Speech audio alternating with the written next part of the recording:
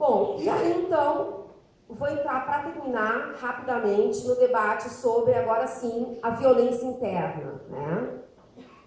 Eu já ouvi análises muito boas defendendo as duas coisas, né? Defendendo que é super legítimo colocar máscara e ir para a manifestação, como é, por exemplo, a perspectiva do professor Gargarella, lá na Argentina. A Argentina viveu, o professor Gargarella tem um livro que se chama O Direito ao Protesto como o Primeiro Direito.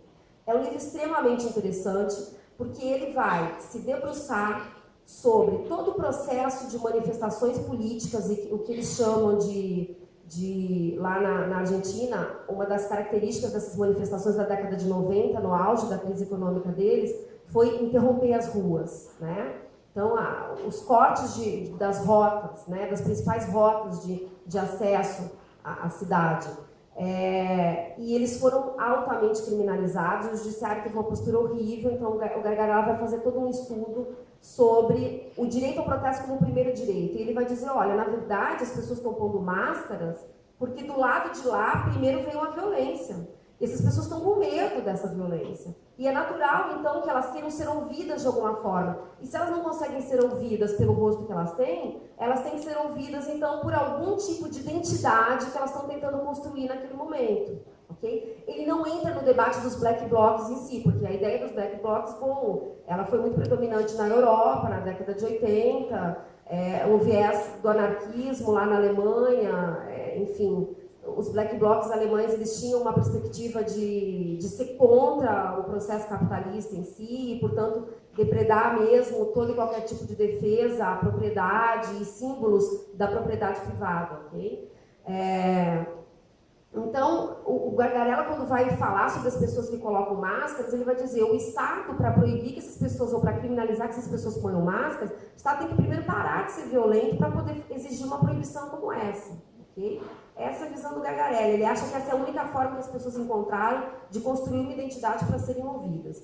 Por outro lado, tem muitos autores, e que também faz sentido esse debate, de que, bom, como é, por exemplo, eu vi esses dias um artigo muito interessante do Marco Weissheimer, na Carta Maior, em que ele dizia, olha, as pessoas que colocam máscaras, elas estão menosprezando todo o debate sobre representatividade, que é muito importante, né? A destruição de um telefone público na rua, ela também gera um símbolo de violência, de legitimação da violência, que é muito ruim, ok? E a minha opinião é de que realmente, talvez não, é de que realmente a violência por parte dos manifestantes, ela pode ser um tiro no pé, ok? Ela é um tiro no pé, por dois motivos. Primeiro, porque você retira das ruas aquelas pessoas que, por exemplo, numa primeira onda das manifestações em junho, estavam levando seus filhos nas manifestações. A gente via nas imagens da televisão crianças de 8, de 10 anos, crianças assim, menorzinhas, né, aqui na cacunda dos seus pais, ok? Participando também. Você retira um pouco desse público da rua, porque eu, por exemplo, não arriscaria minha filha aí num lugar em que ela pudesse sofrer qualquer tipo de violência, ok? Então você gera um tipo de medo nas pessoas, porque elas têm medo de que a polícia as confunda, né, com as pessoas que estão gerando algum tipo de violência.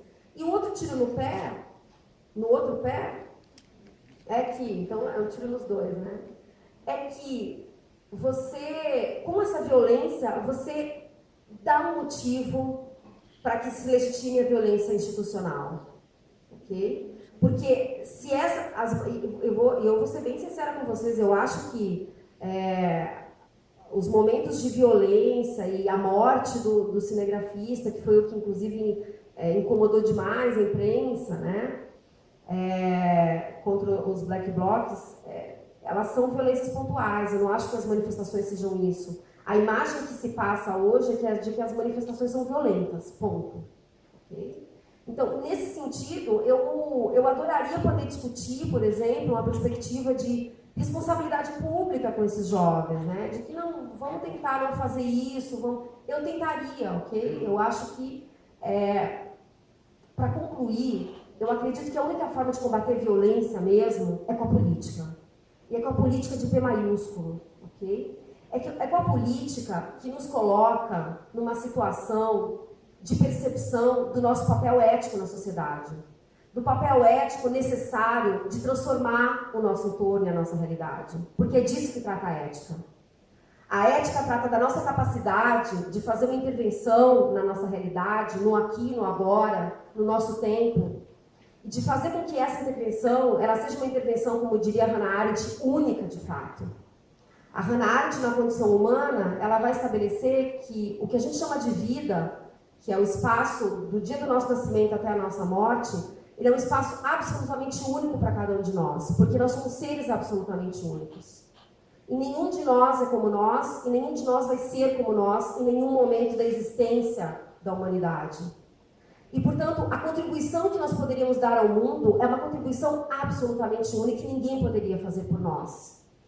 Só nós podemos dar a contribuição para o mundo no nosso aqui e no nosso agora. E essa percepção política da nossa responsabilidade ética em transformar o mundo é que nos move e que dá sentido às nossas vidas nesse processo de socialização.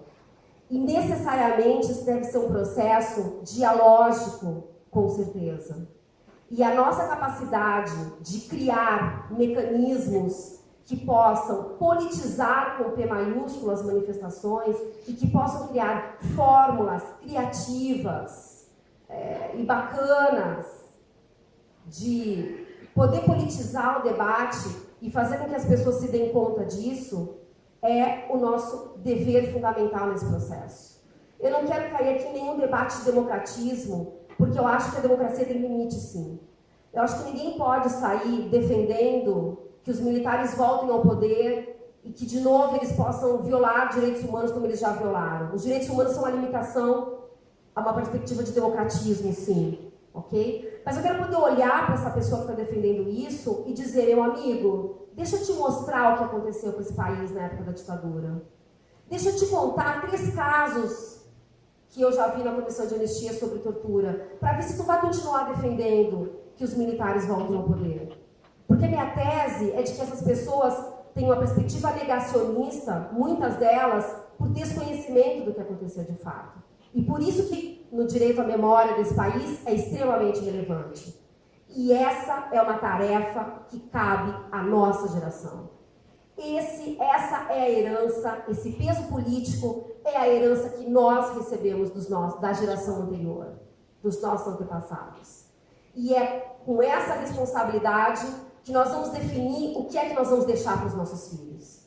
E é essa responsabilidade ética que está na hora da gente assumir nesse debate sobre as manifestações e sobre o papel político da nossa geração. Muito obrigada.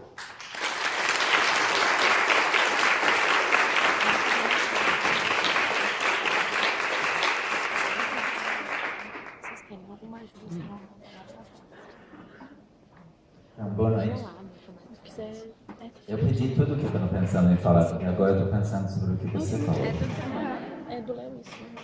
Quer que eu faça? Se quiser ficar aqui,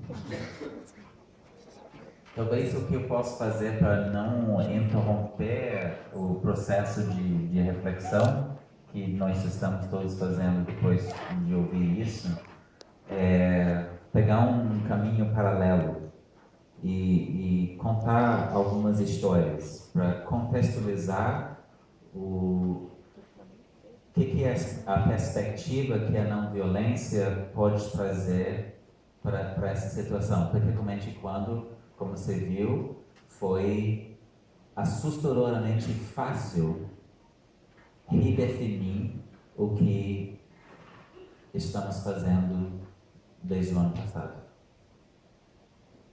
Foi extremamente fácil. Você precisava reescrever as regras, você precisava pegar um advogado dos milicianos, levar ele no helicóptero do polícia atrás de dois suspeitos, fazer um acordo na hora sobre o que seria feito, que deixava 2 pessoas que estavam perante a justiça em situações adversariais com o mesmo advogado. E você precisava criar uma história que, apesar de ser completamente incrível para qualquer pessoa que estava participando das manifestações, teriam aquele semente de reconhecimento, de lembrança, para despertar todos os velhos fantasmas dos comunistas que estão chegando para comer as suas crianças. Né? Então, a ideia de que os manifestantes estavam lá, falando agora da experiência do Rio, que é aquele que eu conheço, estavam lá porque eles estavam recebendo mesada, né? R$150. E nunca é necessário dizer isso também, porque iria enfraquecer a história para o resto do país, né? E a história foi nesse sentido, uma história combinada. Não estou dizendo que teve necessariamente uma reunião, mas foi combinado no sentido que não foi coincidência que o Globo, a Folha de São Paulo e a Veja, todos decidiram lançar a mesma história no mesmo momento. No Rio foi implícito, porque ele estragar a história na escala nacional, que esse dinheiro está vindo de algum lugar. E no Rio não precisa dizer para onde, porque as pessoas vão pensar um pouquinho, eles vão sacar. Ah, é garotinho. Ele está de volta. Esse é o caminho dele. Então, de um lado é uma história completamente inacreditável e, simultaneamente, é uma história que foi acreditável.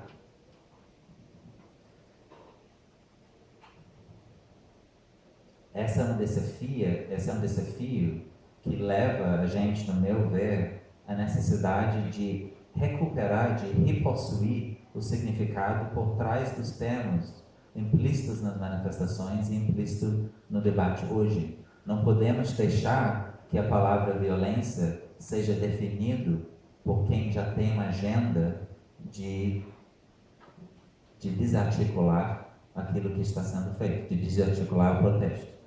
Não podemos também deixar que uma palavra como não violência se torne sinônimo de uma abnegação do nosso poder, que é exatamente o significado oposto do que ele tem. Né? Lembrando a Hannah Arendt, como você fez, o poder acontece como exatamente o oposto da violência no momento em que a gente orquestra nossos acordos, a gente combina nossos acordos. Meu poder e seu poder começam a funcionar de uma forma combinada. Quando isso acontece, a gente tem poder politicamente falando, e esse poder é reconhecido como sendo exatamente o oposto de violência. Então, seguindo ela, a não violência e o poder, nesse sentido, é a mesma coisa. E o resto é a violência, usando estruturas, usando instituições, para maquiar, para fingir que ele é o poder. Para entender isso, eu entendo que a gente tem que voltar a certas origens. Então, talvez se eu conto algumas histórias sobre isso, a gente acha um outro caminho de entrada para a mesma história, e no caminho a gente pode reavaliar o que esses termos querem dizer, o que é a violência e o que é a não violência. Para entender, essas manifestações eram eventos não violentos ou eles eram eventos violentos? A tática, conhecida como Black Bloc, tem o intuito de criar um momento de medo através da violência ou a ameaça de violência. Ele é fundamentalmente uma estratégia do direito. Ele cria pânico para